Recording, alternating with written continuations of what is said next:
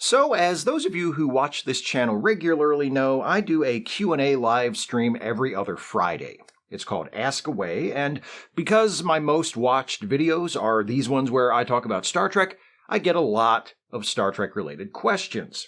One such question I got a while back was, would you ever want to play a character in a Star Trek show? And the answer to that question is a little more complex than you might think. It's yes, of course, but there are a few qualifiers. The most important qualifier is that I would only want to play a character who is human, or at least looks identical to a human. Why? Because I'm not a professional actor, nor am I especially famous, so presumably if I ever get a role in a Star Trek show, it will be a very small part. I'll be an extra. I won't even have a line. I'll be someone doing something unimportant in the background. And if you would be willing to sit in a makeup chair for hours having foam rubber appliances glued to your face just to do something unimportant in the background of a shot so later you can say you were in an episode of Star Trek, congratulations! You want to be in an episode of Star Trek more than I do. My attitude is very much like that of Avery Brooks in the early 1990s, who, when he learned he was being considered for the lead in Star Trek Deep Space Nine, said to his agent, "Tell them I'm not putting anything on my face." In fact, even if it was an important character I'd be playing, I don't think I'd do it if I had to endure wearing prosthetic makeup. It's just not that important to me, and since I'm a nobody, I doubt the producers would be offering me enough money to make it worthwhile. That, it seems, is just one of what I imagine are the many ways in which I differ from most of the people I'm about to talk about. My viewer Brigitte at Sugar Candy Treats and Merchandise has commissioned me to make a video about Star Trek's most versatile actors. The actors who have played multiple characters, appeared on multiple shows, and worn multiple makeups. That last one is not true for everyone I'm about to discuss, but it is certainly the case for most of them. When Trekkies talk about their favorite actors who have played different roles in Star Trek, there's a name that always gets mentioned. He's so popular, and his work across the franchise has been so fantastic that he demands to be mentioned either first or last in a video like this. And I say, why wait? Let's get this party started right by talking about the one and many and only Jeffrey Combs. After a career in film and television that had already included credits like Reanimator, Dr. Mordred, Beauty and the Beast, Freddy's Nightmares, and Hunter, among many others, Combs' first Star Trek appearance came in the third season Deep Space Nine episode Meridian, where in the episode's B-plot, he plays Tyron, the skeevy alien sex pest who tries to get Quark to make him a custom holosuite program of Major Kira. Combs is fantastic as Tyron, really leaning into the degenerate nature of the character. He has a way of making it sound like he's aroused by everything he says. It's gross, but in a good way. I mean that as a compliment. As good as he is in the part, Tyron is not the reason most of us associate Jeffrey Combs with Deep Space Nine. I'm sure there are a few Tyron stans out there. Let me just tell you up front, I am not interested in reading your slash fic. But Jeffrey Combs' legacy on Deep Space Nine is rooted in the fact that he played two of the show's most memorable recurring characters. The first of these was introduced in the third season episode Family Business, or to be more precise, he introduced himself. Brunt, FCA. Representing the powerful and feared Ferengi Commerce Authority, Brunt becomes a recurring nemesis of Quark, investigating his mother's illegal earning of profit in family business, ordering him to bust his brother Rom's fledgling union and bar association, revoking his business license in body parts. While Quark, Rom, Nog, and even Grand Nagus Zek evolve through the course of the series in ways that demonstrate there can be more to life for a Ferengi than a single-minded commitment to capitalism, Brunt remains the embodiment of the old ways. Amoral, power-hungry, unabashedly sexist, unblushingly cruel. In other words, he's a conservative. As such, he would be one of the most unpleasant characters in the entire series, if not for the fact that he's played for a laugh. In addition to the other qualities I just enumerated, Brunt is a buffoon. We're meant to laugh at him and to hope that Quark outsmarts him. And because of that, Brunt, far from being unpleasant, is one of those characters I'm always happy to see. But while Brunt is a lot of fun, I think it's safe to say that for most of us, he's only the second favorite Jeffrey Combs Deep Space Nine character. The first, obviously, is this guy. Wei-Yun, the two-faced and obsequious middle manager from hell who first appears in Season 4's To the Death and returns as a recurring character starting with Season 5's Ties of Blood and Water. How great is Jeffrey Combs as Wei-Yun? He's so great that the character was intended to be a one-off. He dies at the end of To the Death, so now you know what the title means, but was brought back because the producers were so impressed by Combs' performance. The idea of the Vorta Wei-Yun species being cloned so that there are replacements if one of them is killed was created specifically to allow Combs to come back and play Wei-Yun again. That conceit was then exploited to great dramatic and comedic effect throughout the rest of the series, all because the creators of Deep Space Nine couldn't stand not having Jeffrey Combs as Wei-Yun on the show. In the 7th season episode, The Dogs of War, Combs plays both Wei-Yun and Brunt. The only other actors to do that, to play two unrelated characters in the same episode of a Star Trek show, are Patrick Stewart and Brian Markinson, and truthfully, both of those are dubious in my book. Patrick Stewart plays a character in a holodeck program of Henry V, in addition to playing Captain Picard in one scene of the TNG episode The Defector, and Brian Markinson plays two different characters in the Voyager episode Faces, but one of those characters winds up wearing the face of the other character, which I think is cheating. Brunt and Wei-Yun are separate, significantly different, and completely unrelated characters who each appear in multiple scenes in the episode. So choke on that, beloved pop culture icon and guy who also played the Baralan dude who kills himself on Homeward on TNG, and Dr. Geiger. No, not that one. Yes, that one, the one who hadn't broken any laws, except perhaps the laws of nature, on DS9's In the Cards. Choke on it! The appearances of Jeffrey Combs in Star Trek did not end with the death of the last Wei-Yun in the series finale of Deep Space Nine. Oh no! He also played this guy, Penk, in Sunkatse during Voyager's 6th season. Dig that mustache. Was Jeffrey Combs not born to wear that mustache? And then, beginning in Season 1 of Enterprise, with the episode The Andorian Incident, Jeffrey Combs played another recurring character, a character who, to many fans, is behind only Wei-Yun in the Combs pantheon, and to some, is second to none. Commander Shran. Shran is the most complex of all the characters Jeffrey Combs plays in Star Trek. Like Combs' other characters, he has some unsavory qualities, and his role in the show is often antagonistic, but Shran is also capable of selflessness and even heroism. He's brave and tough and honorable in his way, and his evolving relationship with Captain Archer is one of the best parts of Enterprise. Moving on from Jeffrey Combs, as sadly we must, we can stick with Star Trek Enterprise for a moment because the next actor I want to talk about also found a recurring home on that series after playing a slew of one-off characters in earlier Star Trek shows, Vaughn Armstrong. Like Jeffrey Combs, Vaughn Armstrong cut his teeth playing mostly small supporting roles in the movies and on TV.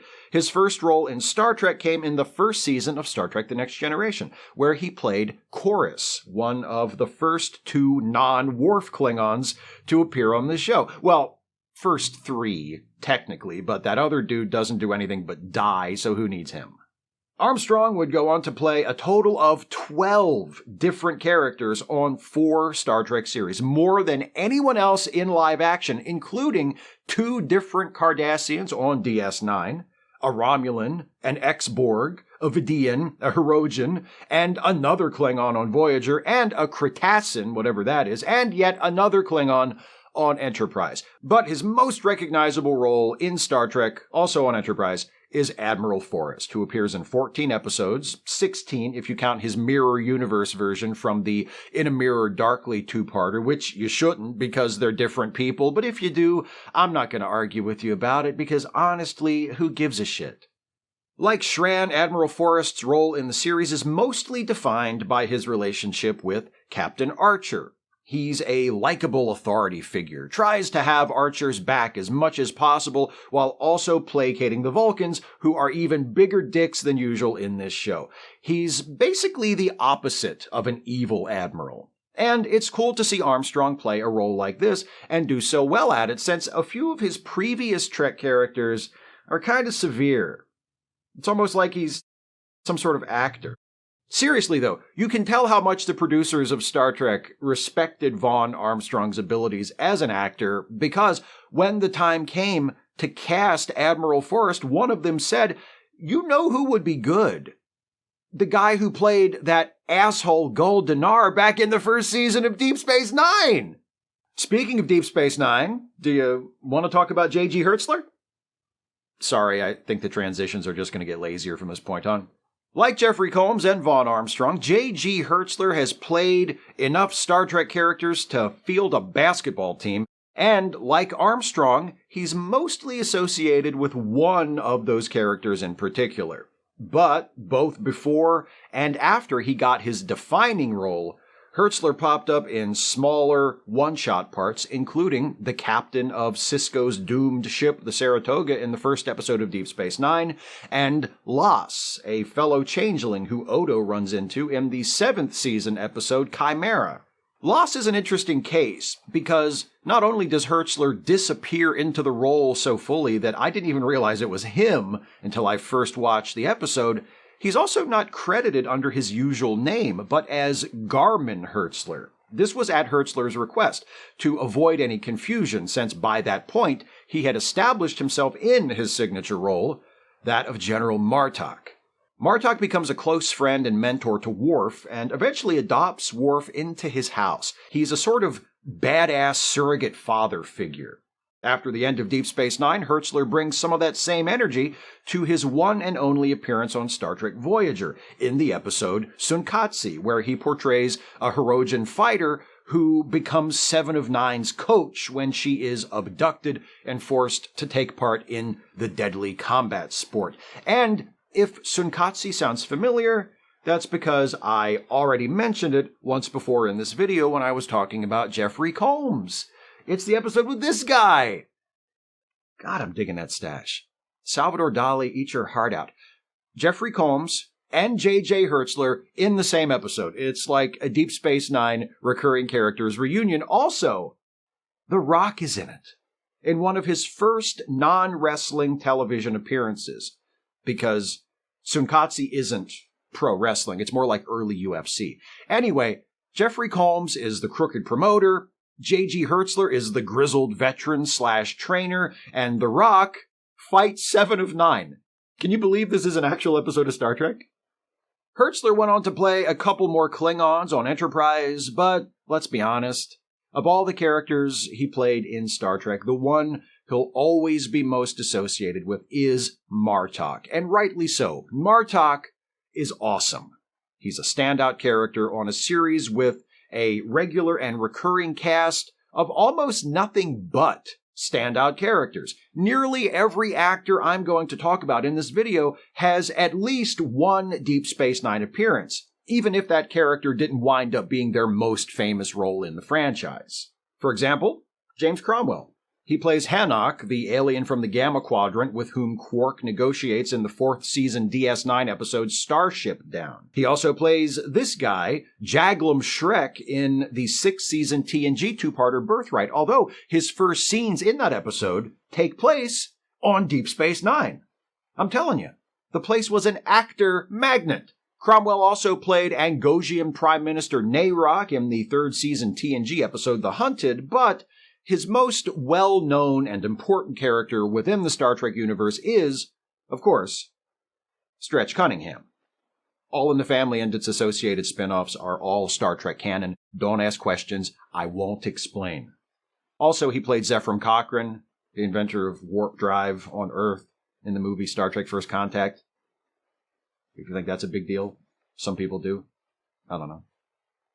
Cromwell's Star Trek characters are all pretty different from one another, except for Cochrane and Stretch Cunningham. They're basically the same person. Really phoned it in there, huh, Jim? But versatility doesn't have to be reckoned by how different an actor's characters are from each other. It can also be seen in how well an actor is able to take their typical on-screen persona and make it fit into a variety of different situations. For example, one of my favorite guest actors in all of Star Trek, one of my favorite character actors, period, the incomparable David Warner. Warner, who sadly died this past July at the age of 80 after a legendary 60-year career that encompassed the stage, film, and television, visited the Star Trek franchise 3 times as St. John Talbot in Star Trek V, as Chancellor Gorkon in Star Trek VI, and as Gul Madred in quite possibly my favorite Star Trek The Next Generation episode, the 2-part Chain of Command from the show's 6th season. Warner wasn't really the sort of actor to disappear into a role. Even in full character makeup as a Klingon or Cardassian, it was obviously David Warner, and he was talking and acting like David Warner usually talked and acted on screen. But he had incredible screen presence and a deceptively broad emotional range. And honestly, if he had been more of a chameleon, it might not have worked as well, because part of the fun of seeing David Warner turn up in something was knowing right away that it was David Warner. David Warner is in this. This is going to be good. Or at least parts of it will be. As Talbot in Star Trek V, he's rumpled and aloof, at least before he gets the share your pain whammy from Sybok. He's the Federation representative at this neglected shithole outpost. You get the impression he and the other diplomats do nothing but sit around all day and smoke and drink. He slumps and slouches his way through his scenes. In Star Trek VI, as Chancellor Gorkon, he stands up straight and tall, shoulders back, and makes for an imposing Lincoln-esque presence. He's authoritative, but calm, always in control. And as Madred in Chain of Command, he invests that inimitable voice of his with chilling cruelty. Madred is a man possessed of a kind of sadistic nobility, erudite, articulate, but utterly without conscience. He doesn't seem to derive pleasure from his torture of Picard, but he definitely takes pride in it. 3 different characters, yet all unmistakably David Warner. Same basic persona, but adjusted appropriately. More haggard for Star Trek V, more impressive for Star Trek VI, more unfeelingly vicious for Chain of Command. The same voice, yet speaking as different people, with clearly different emotional baselines. He actually does something a little different in his first scene as Gorkon in Star Trek VI. Gorkon pops up on the view screen and introduces himself, and he speaks in a voice that is noticeably deeper and more measured than usual for him. But then, once Gorkon transports aboard the Enterprise, he's back to talking like David Warner. It's almost as if Gorkon was trying to make an intimidating first impression, but then decided to just relax and be his still rather intimidating self once they beamed over for dinner. The point is, when you hired David Warner, you got David Warner. But you got the David Warner you needed. That's its own kind of versatility, and I, for one, am grateful I got to experience it as much as I did. In Star Trek and in the many, many other projects, David Warner graced with his presence. One of the qualities that makes David Warner so instantly recognizable, no matter what type of character he's playing, is that voice of his. As soon as he opens his mouth, you don't even have to be looking at the screen. You know it's him. The same can be said for another frequently seen Star Trek guest actor and another of my absolute personal favorites, Tony Todd. Most of Tony Todd's Trek appearances have been as Kurn, Worf's brother, who shows up in the TNG episodes Sins of the Father and the Redemption 2-parter that bridges seasons 4 and 5. He returns one more time in the 4th season Deep Space Nine episode Sons of Mogg, where his relationship with Worf gets an unexpectedly wrenching resolution. Todd plays one more Trek character after that last Kurn turn, a Hirogen in the 4th season Voyager episode Prey, but for me, His best Star Trek role, and the one that shows off his underrated versatility, comes before that final current episode, earlier in DS9's 4th season, when Tony Todd stars as the elder Jake Sisko in the all-time classic, The Visitor. Over the years, I have made no secret of the fact that I think The Visitor is the best episode of any Star Trek series ever, and a big chunk of the credit for that deserves to go to Tony Todd, who takes over the role of Jake from Sirach Lofton once the story jumps ahead to Jake in his 30s. Todd continues to portray Jake up until the end of his life, and the result is a performance that might surprise you given the fact that Todd is mostly known for playing villains and tough guys. His Jake still has the sensitivity and vulnerability we've seen from the character as portrayed by Lofton, but as the episode goes on, he also acquires a single-minded determination as he abandons his writing career and reconfigures his entire life around the central goal of rescuing his father from the subspace void in which he was trapped. Todd is heartbreaking as Old Man Jake, telling his story to a young admirer of his writing, then, after she leaves, waiting for one last visitation from his father. When Ben Sisko appears, as predicted, Jake informs his father that he has taken poison, so he will die while the two of them together, having discovered that this is the only way to break Ben out of subspace. When Jake dies, Ben is catapulted back in time to the moment of the accident that originally trapped him, and he is able to avoid being pulled into subspace in the first place. Old Jake not only sacrifices his life, he erases his entire existence to save his father. "Don't you see," he says to Ben in his final moments, "we're going to get a second chance."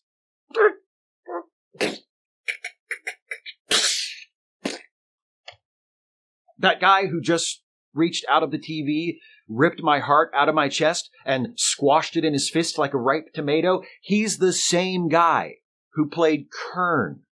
Can you believe that? Actually, you probably can, because that sounds like the sort of thing Kern would do. But Kern would do it literally, not metaphorically, through an emotionally devastating performance. Although, he kind of does that in Sons of Maud, doesn't he?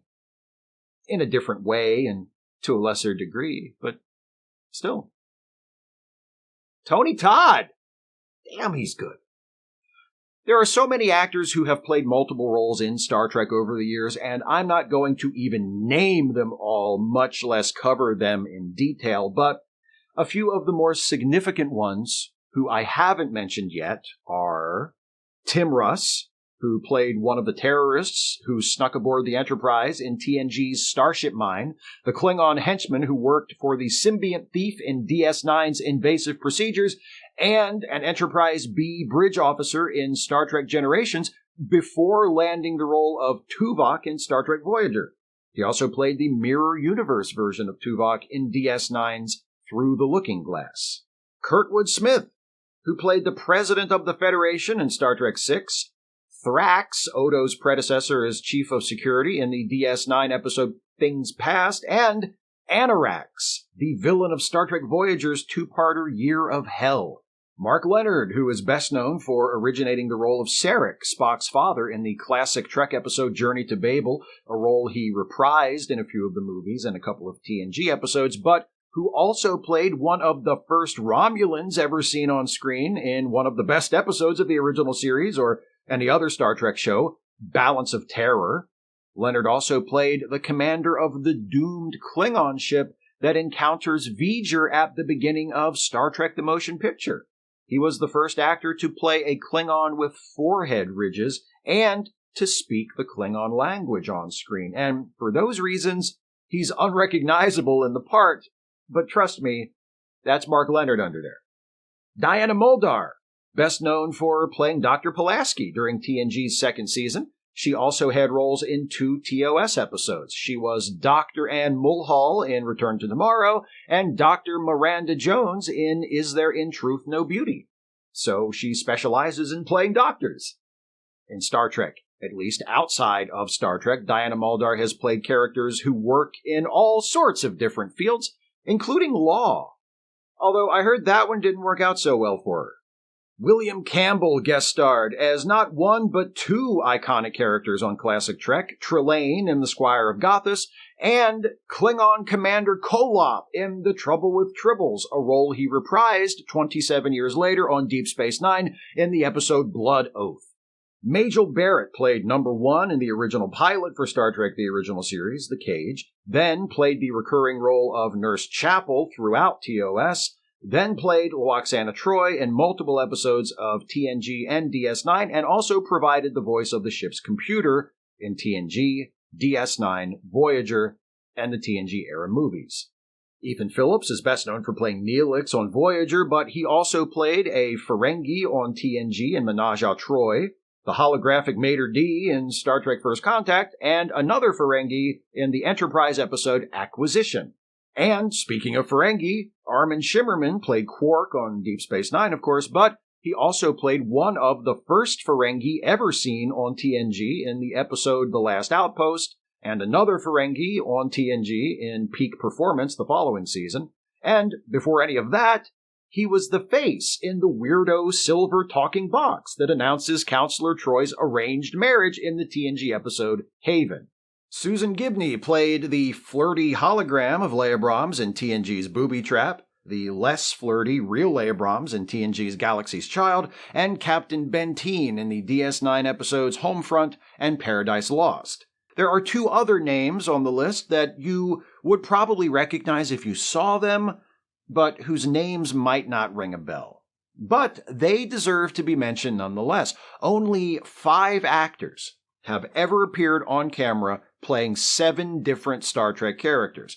I've already talked about 3 of them, Jeffrey Combs, J.G. Hertzler, and Vaughn Armstrong. The other 2 are, first, Randy Oglesby, who played a member of Riva's chorus in TNG's Loud as a Whisper, twin brothers Akel and Rokel in DS9's Vortex, Solaran Prin, the Cardassian who seeks revenge against Kira and other former members of the Bajoran Resistance in the DS9 episode The Darkness and the Light, Kier in the Voyager episode Counterpoint, Trenal in the Enterprise episode Unexpected, and Degra, the member of the Xindi Council who appears throughout Enterprise's 3rd season, and second, Thomas Kapach, who plays Mirok in TNG's The Next Phase, the holographic train engineer in TNG's Emergence, an Enterprise B bridge officer in Star Trek Generations, Viorsa, one of the 4 survivors trapped in the Clown's virtual reality environment in Voyager's The Thaw, Major Kira's father, Taban, in 2 episodes of DS9, Ties of Blood and Water and Wrongs Darker Than Death or Night, Toss in Enterprise's pilot episode Broken Bow, and a sphere builder in the Enterprise episode Harbinger. But here's the thing. If we're taking number of different characters played as a mark of versatility, and I think that's only fair, then there is one more actor who demands to be included in this discussion. He has played more Star Trek characters than anyone else by far. And I haven't even mentioned his name yet. You might remember that earlier I said Vaughn Armstrong played the most Star Trek characters, and that only 5 actors, including Armstrong, have played at least 7 Star Trek characters, but let me remind you that I qualified both of those statements by specifying that they referred to live action or on-camera roles.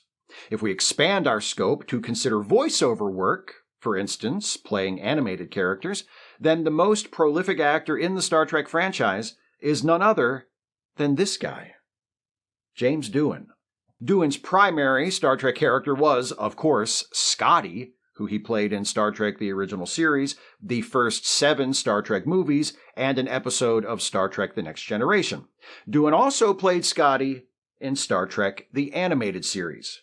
And Scotty was not the only character James Doohan played in Star Trek The Animated Series. Main cast members voicing characters other than their primary characters wasn't unusual in Star Trek The Animated Series.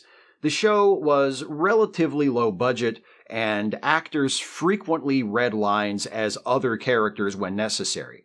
Nichelle Nichols, Majel Barrett, even George Takei, with his difficult-to-disguise basso profundo, regularly played guest characters as well as their regular characters in animated series episodes, but no one did it as often as James Doohan.